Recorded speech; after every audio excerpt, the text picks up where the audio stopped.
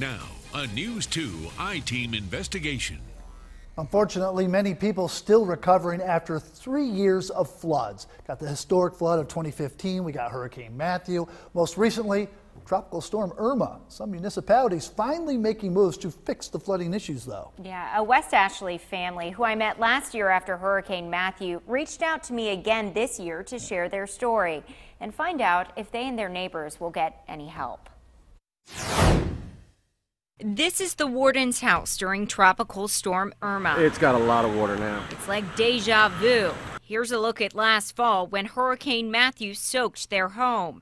They had just finished $60,000 in renovations from the last year in October of 2015. We had sandbags to block the driveway. We elevated all our furniture. We thought we were ready. The wardens even built a retention wall last year, but the water from Matthew crashed over it.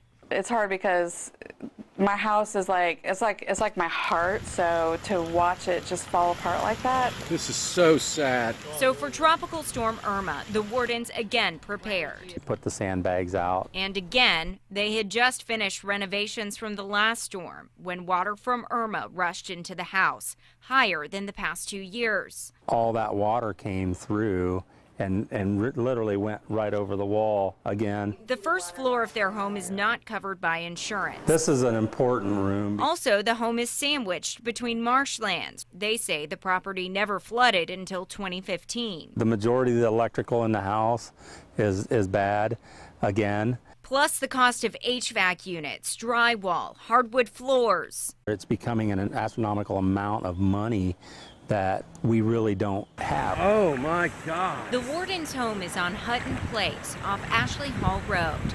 They are one of several families on Hutton Place whose home is flooded 3 years in a row. Their house is also one of the few in Charleston city limits on that street.